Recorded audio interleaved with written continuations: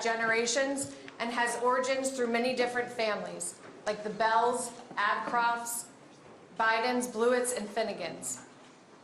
Specifically, the president's dear mother, Catherine Eugenia Finnegan Biden, and my own grandmother, Edith Adcroft Bell, were classmates and friends at St. Paul's Elementary School before starting their respective families in the Greenridge section of Scranton.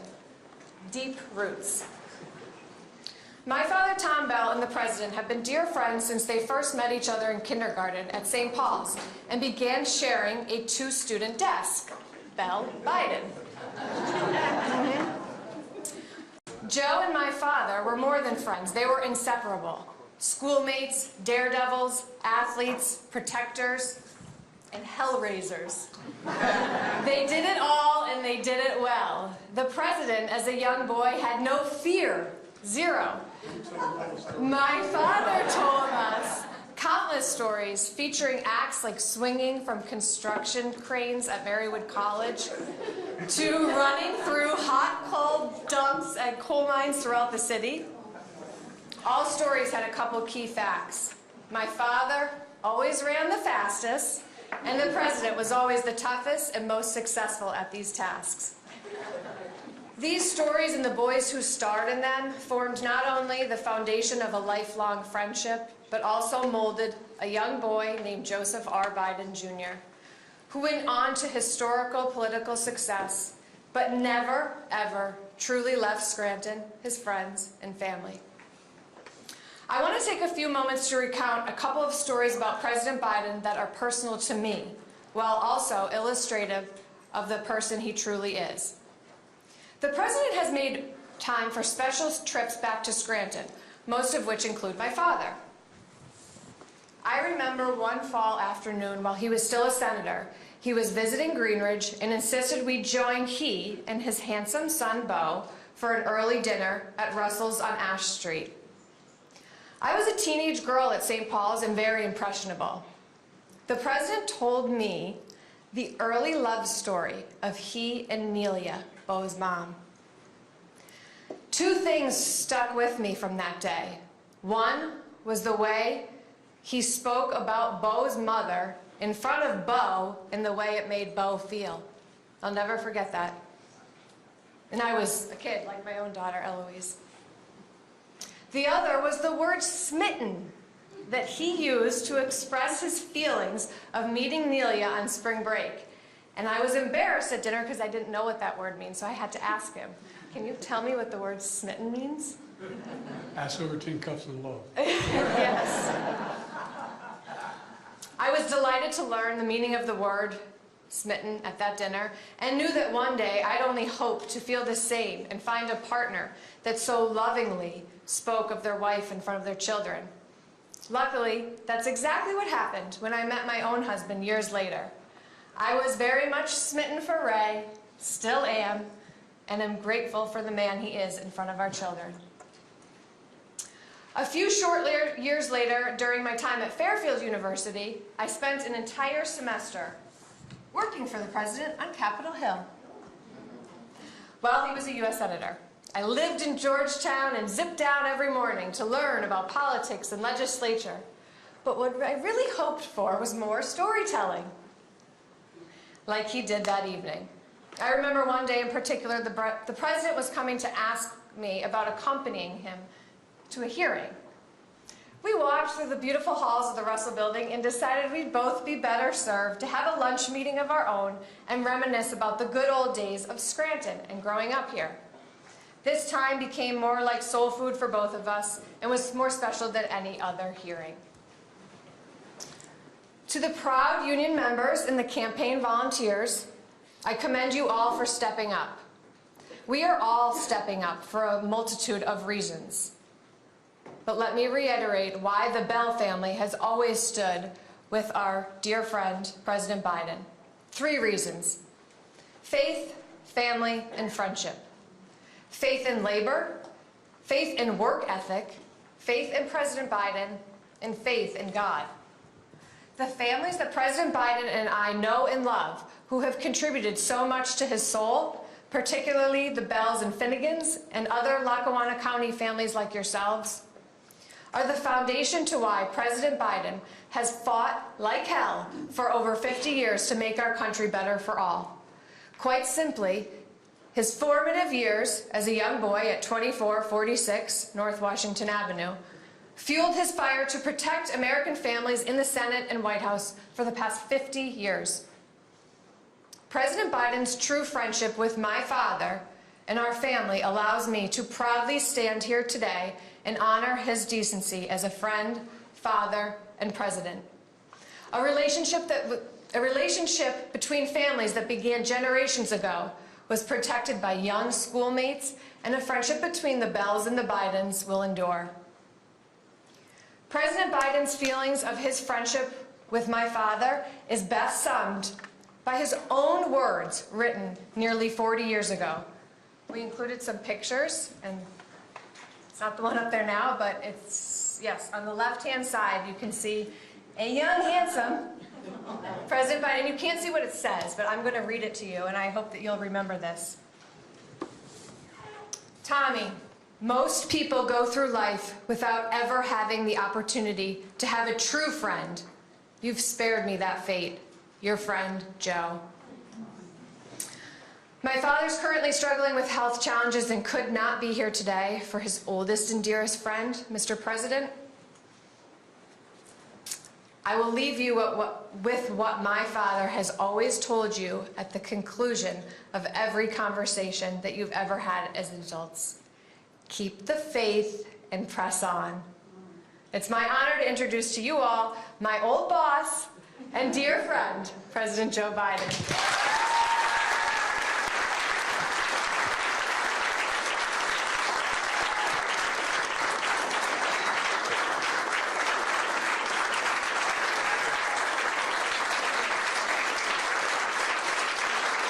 Guys, you come up here. Come on. Come on.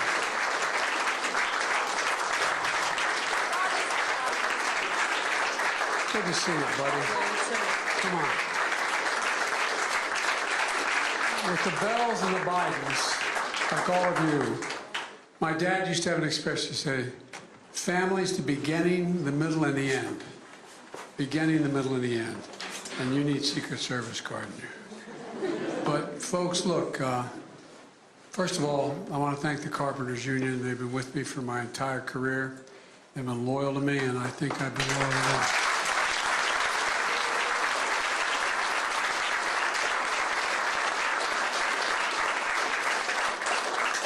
Now, one of the things that she hadn't told you is Tommy is, along with Larry, stand up. This is Larry Orr. Larry is another one of the... We live right across the gate from Marywood. Another guy named Charlie Roth. The four of us were inseparable. When things changed for my dad up in Scranton and lost his job, we moved back to Delaware, where he was from. And when he originally, that's where he came from, Delaware to Scranton. And I'd come home, though, for every holiday, almost all summer. And when I fell in love when I was in law school, I wasn't even in law school, I was in college. I went on spring break. I had my $85 from a tax return. And, oh, you think I'm kidding? I'm not. And my dad didn't own, but he ran an automobile dealership. And so I had a car, and I put 5 guys in the car. They all chipped in to pay the way down. We went to Lauderdale. Now, the problem is I'm going to lose a lot of credibility with all of you. But I'm the only Scrantonian and the only Irishman you ever met that's never had a drink in his life. Because too many people have too many drinks in their life. And so we got down to Fort Lauderdale, and all everybody was doing is drunk most of the time. And I found out that there was a possibility of being able to get on a plane for $20, $22, round trip to go to Nassau. So I thought, well, there may be some nice girls in Nassau. The only reason we all came down. At any rate, so I got in the plane, and I had 2 guys with me. We just finished spring football practice at the University of Delaware, and I had been named as the likely starting safety. that year, and next year. And so we started off, and a guy named, his nickname was Mike, McCran, called him Crash McCran. He looked like Rock Hudson and acted like it. And a guy named Fred Sears who ran one of the biggest banks in Delaware later. And so we went to the British Colonial Hotel. We actually found a bunch of guys from Michigan. We slept on the floor of their place. And we went to go to the beach. Turns out all the beaches in Nassau, public beaches, there's none of the college girls. They're all locals, and there's not many people. So we walked down to the beach this particular day, the first day we got there, and the British Colonial Hotel had a chain link fence that ran from the street all the way down into the water, so you couldn't cross into the hotel area. And so we wondered what the heck we're going to do. Turns out a bunch of folks going in had thrown their towels saying British Colonial Hotel on it over the chain link fence. So I had an idea. We each grabbed a towel, put it around us, and we walked in the front door. No, I'm serious, true story, the British Colonial Hotel. And we walked in, we acted like, and you walked in and you had the registration on the left and down the center, but straight ahead, like from here, half again, the distance from the back wall, was the glass looking out of the swimming pool, and then beyond the swimming pool onto the ocean. And so we just walked in like we belonged there and walked right out. And I'm standing there, and we're all looking around, and I saw this beautiful young woman. I said, I'm going to go talk to her. And old Crash McCran, I nicknamed as a fullback, I said, no, I am. I said, and Fred Sears, my buddy, flipped a coin. I won. And so I walked up, sat down on the end of the bench. The sun was coming from toward the water, and it was later, and toward the water. And I sat at the end of the chaise lounge, and I said, my name's Joe Biden. I'm from the University of Delaware. She said, my name is Nelia Hunter. I'm from Syracuse. And I said, hi. And we started to talk, and just talking. And I watched this yacht pull up in front. This is not a joke. Well, to me, it was a yacht. It was like 40, 45 feet. And I see this guy with a white hat on, white, uniform pants, and the shoes and the whole deal. And he gets in a little dinghy and he rows ashore. I'm talking to her like you're she, and I'm looking up, and I watch the guy pull up. He pulls the dinghy up onto the beach, and he starts walking toward us. And I'm just watching him. And he walks straight to us, and he looks down at Nelia and says, Nelia, are we on for dinner tonight? I thought, oh man. But what happened was, she looked and she said, oh, I'm sorry. There was a Wickwire family, a major highway contractor in New York, in Skaneateles, New York, in the state of New York. And they were neighbors. And she said, no, she said, Joe and I are going to go to dinner. And so with that, she left, and she was mortified. She said, I'm so sorry, but I didn't want to. I said, why don't we? I had a total of $42 left. But then you could buy McDonald's hamburgers for 19 cents or something. So she said, well, I know a place we can go. And she's a very classy lady. She picked a place she thought I could afford. And so we walked into this particular restaurant, sat down. I ordered a hamburger because I didn't have any money. And she, the classy woman she was, she ordered the same thing, like whatever it was. But anyway, and I was smitten by her. I really was. And, sometimes there's love at first sight. This really was. I was just taken by her. And she was really quiet, and she was lovely. And one thing led to another, and she said, the bill came, and the bill was $48. And I had 23, and I could feel under the table, I could feel this. I put my hand down, and she had $40 in my hand. Her father was fairly wealthy. He was a Navy cook, and in Auburn, if you know Auburn, New York, he had a large diner in Auburn, which was very profitable, and he also had the contracts to do Syracuse University. Anyway, he was a fairly wealthy guy. And so I took it and I paid. I said, I'm so embarrassed. She said, oh, it happens to my father all the time. So we're walking back to the hotel she was staying at. And I swear to God, I hadn't kissed her, we hadn't done a single thing together. And there was a chain and that with posts and chain stopping the parking lot from coming out of the. And so like a horse's tail, I jumped over the chain, and I caught my ankle and fell. Totally mortified. She said, "Oh, that's okay." She said, "Are you okay?" I said, "Yes." And I got up and I looked at her, and I know, and this wasn't a joke. I looked at her, I said, "You know, I think I'm going to marry you. I give my word." And she looked at me, and we hadn't even kissed one another. She said, "I think so." From that time on, I quit the football team that year. I was spring practice next year, and I started commuting every single weekend.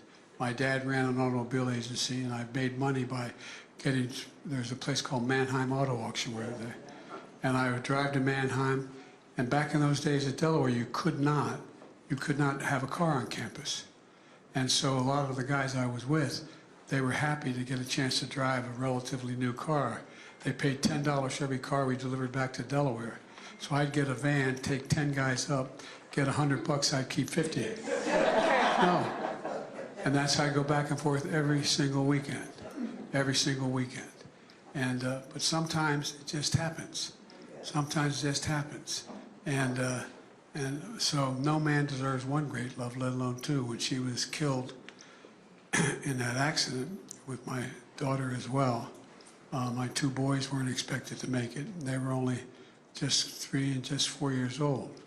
And what happened was that I got put on that 10 most eligible bachelors list in America. Got it, man. I thought it was a pretty cool thing. But I used to send more things to the Secret Service because I'd get women sending me pictures that I was afraid I'd get set up for. And unlike the guy running, I didn't take advantage of any of it. Anyway, to make a long story short, all kidding aside, I would just give them to the Secret Service. So I decided I really couldn't date anybody because every time I go out with somebody, I had more yentas in Delaware than you can imagine. Very nice to me. And so I just gave up. And I get a call from my youngest brother. He said, "Joe, I got just a girl for you." And he was at the University of Delaware at the time, as this girl was. She used to be 9 years younger than me. Now she's 25 years younger than me. So he said, "You'll love her. She doesn't like politics." And I met her, and this third date I went out with her. I realized I was going to marry her. No man deserves one great love, let alone two. So I've been an incredibly fortunate guy, incredibly fortunate. And that's why I kept coming back up to Scranton, because what would happen is I would drive up after I paid my guys their money. I'd drive up on Friday through Scranton, up 81, up into Syracuse, ex-Kennesaw Lake, and then go back, and I'd always stop at my Uncle Jack's house on the way back in Scranton. And you know, everybody's from Scranton, but no one ever leaves Scranton. It's in your, but at any rate, I don't know why the hell I told you that, except you reminded me. It was my fault.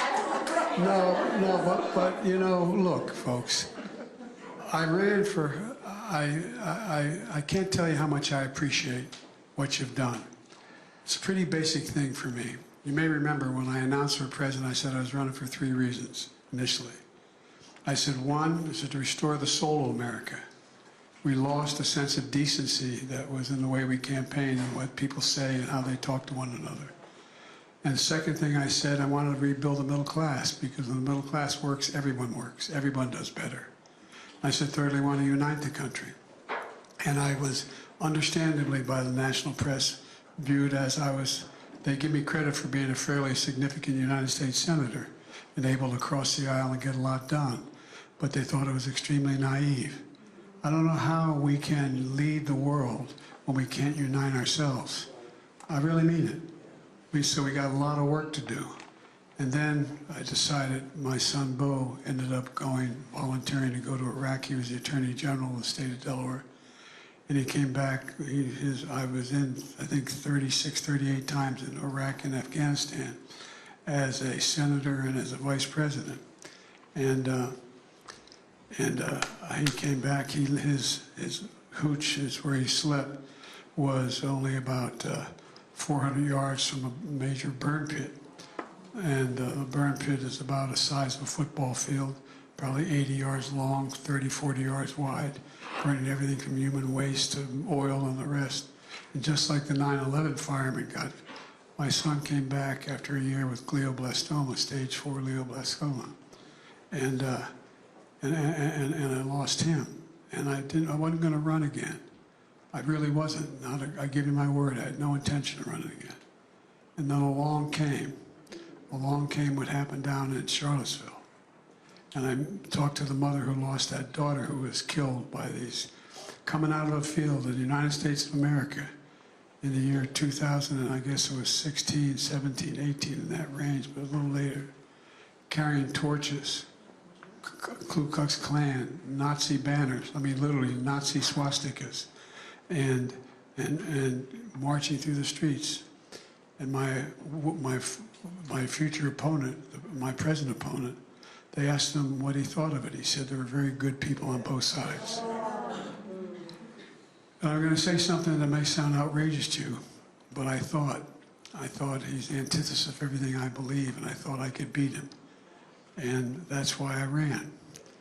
And so what's at stake now, folks, is our democracy. It's not hyperbole. You may remember when I got the nomination, the first thing I did, I made a speech in Convention Hall, in Philadelphia. And I made a speech on democracy. And a lot of people said, what's he doing that for? Because it is at stake. We've never had this kind of campaign before. And so, for me, it's not about whether or not you're left, right, or center, although it matters to my philosophy of government. But it matters about whether or not you're going to abide by the basic rules. You've got to have a sense of decency. I've never thought I'd see a time when I'm going through a neighborhood or a rural town in the West or something and see big signs that have a Trump sign in the middle that says F. Biden, and having a little kid standing with his middle finger, 7 years old, 8 years old. Well, I promise it happens all the time. It's not who we are. So the point I'm making is this. We are, think of it this way. If the United States wasn't leading the world, who could step up to do it? No, not a joke. What other country? What other country? I've known every major world leader for the last 35 years. I know them all by their first names, not a joke, not because I'm important, because of the nature of my job when I was Foreign Relations Committee and a senior senator. And, you know, the rest of the world looks to us. I walk in a room, no matter whether it's the G7 or the G20, wherever it is, and they all look to me. Not me, Joe Biden, America. Because they know we are the essential nation. And, you know, Madeleine Albright wrote about us being this. She was absolutely right. Absolutely right. And we have a chance. We have an incredible chance to change the direction of the world without using American forces. We have an enormous chance. So I said before I ran, I was going to write a book on inflection points in American history, where the things that happen in a very short period of time can determine what the next 4, 5, 6 decades look like. We have a chance. We have a chance to change the dynamic in a way that we haven't had before. The post-war era is over. It's over. What's going to follow? And so when I started the book, I decided to run instead. I started the book, I talked about how technology has changed the direction of the world. Were it not for Gutenberg inventing the printing press, there would be no unity in Europe. They wouldn't have been able to communicate with one another at the period of time. All the way to the silly example of Nixon would probably be president, but for a televised debate where he perspired a great deal. And no, I'm not joking. I'm thinking these things matter. Even to now, look what's happening on TikTok. Look what's happening. What are the source of information? These press people are all honest and decent, and they take real risks. And not a lot, they don't all like me.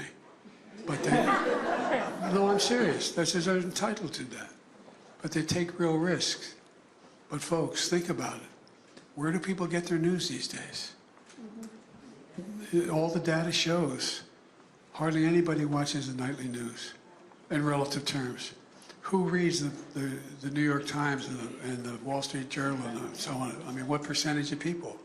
So where do they get their news? And it's so easy to just flat out lie and not know what's true. So we got a lot at stake here, a lot at stake. But to me, it gets down to a basic thing. My dad used to say, for real, my word. He said, Joey, your job's about a lot more than about a lot more than a paycheck.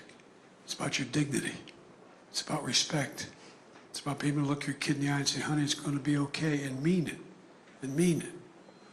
That's what this is all about. The vast majority of the American people just want an even chance. Just a shot. Just a shot. And it breaks down everything from taxes to philosophy.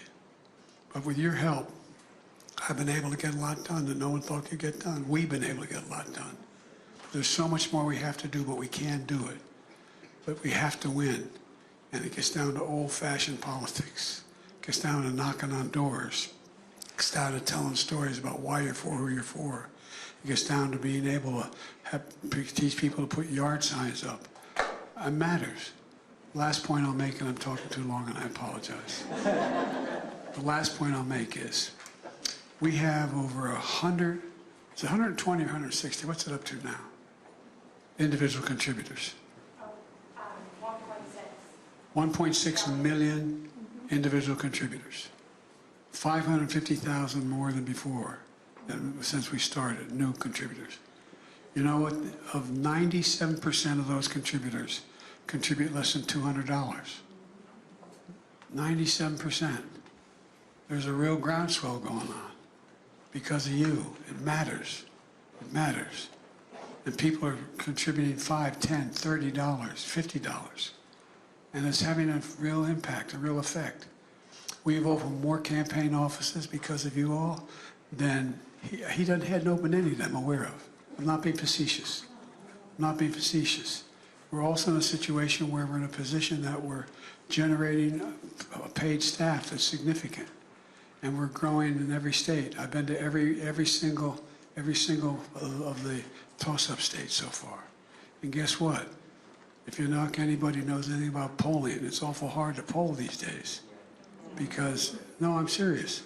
But guess what? Even in the polls that are being used now, we're ahead in 35 polls. But by the way,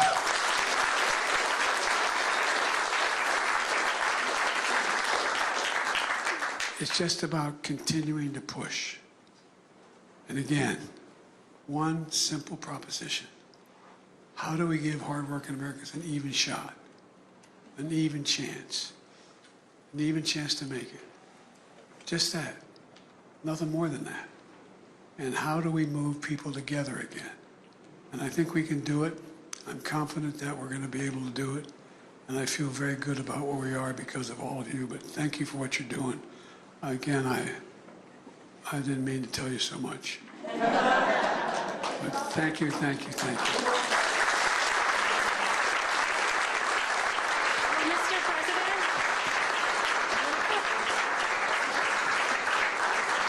I think we have a few folks eager to ask you questions, if we may. Sure. Absolutely.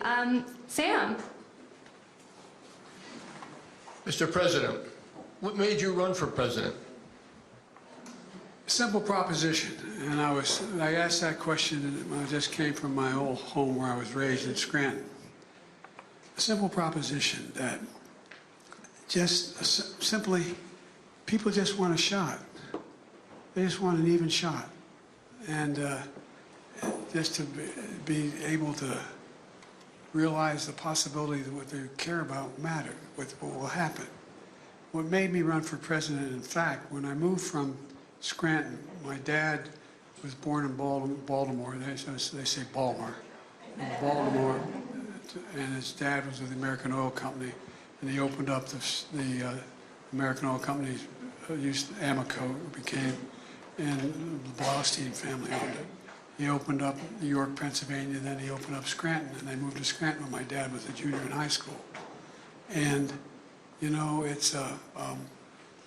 and so I was born in Scranton, and then we moved back to Delaware. We moved back to Delaware. One thing that I hadn't seen in Scranton, there are very few African Americans in Scranton when I was here in Lackawanna County, very few. But in Delaware, we have the 8th largest black population as a percent of population of any state in the nation.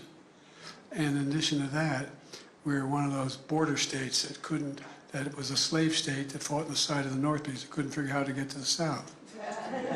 No, I'm serious. So was Maryland, so was Tennessee, anyway. And so I remember we moved to Delaware.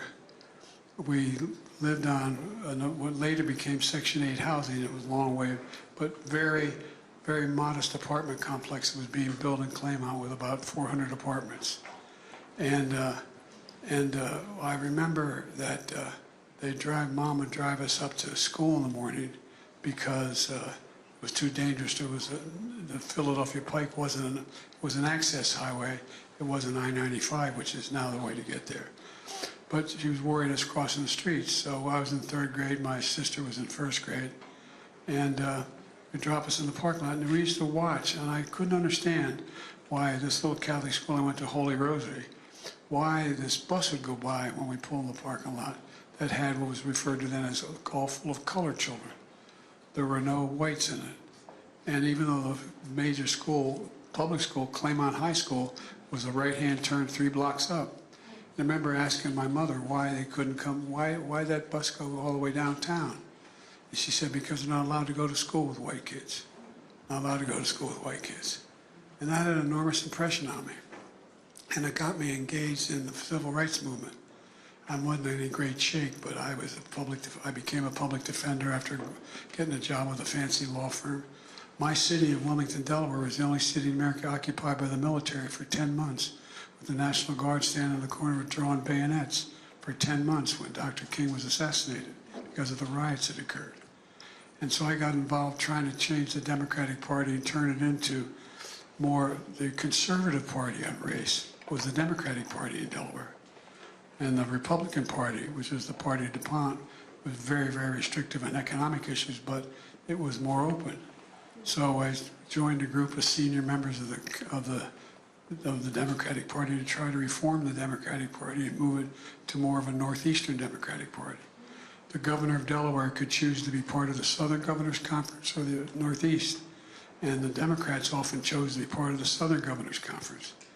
And the southern part of the state, there's a canal that goes across the top of my state, the Chesapeake and Delaware Canal that bisects the state. And we just go below that canal, and it's not a criticism, talk at you like this, East Shore, Maryland, very southern in the way they talk and the way they move and everything. And so I got involved in trying to change the party. And one thing led to another. And I remember that they came to me and said they wanted me to run, the local folks, trying to get people to run, just show up as Democrats in areas that they weren't able to win. And so I got a call. I was a public defender, part-time, and I had a law practice. I was starting alone. And with that, I remember a group of people from Ellesmere, Delaware, the Democratic organization, came to see me, wanted me to run for the state Senate. And I said, I can't do that because I'm just starting a law firm and I can't go to Dover. And they came back about 3 days later and said, well, why don't you run for the county council? I said, I can't do that. And they said, come here. And they walked me to my window in my office and looked across and I said, they meet there twice a week at night. So they wanted me to run in a district no Democrat had ever run. I said, well, at least I can do my job. I can go out and run, demonstrate that we're running. And the problem is I asked my sister, who was graduated honors from Delaware, smarter than me, and ran my campaign. And she won a campaign where a Democrat had never won. And all of a sudden I was in the county council. And, but the Republicans saw something in me I didn't see for God's truth. They saw in me that I was going to do something beyond that. I was elected to a 4-year term, and what they did was they reapportioned me to a 2-year term. So either up or out. And I was happy with that. I was prepared to leave and do my practice and work in the party. And one thing led to another, and I won't bore you with the detail, but one day I showed up at an off-year convention, and I was in the motel, after the local motel, getting changed after the afternoon session, go back to the evening session. I'd come down with some young activists, a little older than me, but still young activists, who were involved in trying to reform the party.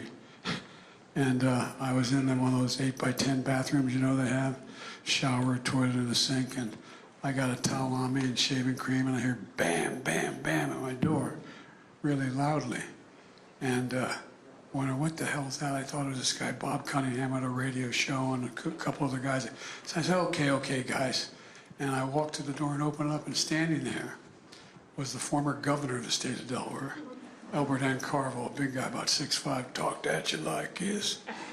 And the state representative who got defeated 4 years earlier, that's a Democratic state rep who was retired, and one of the, from the family that had more senators appointed than any other family in American history, to the tunnels, a former retired justice, and the state chairman.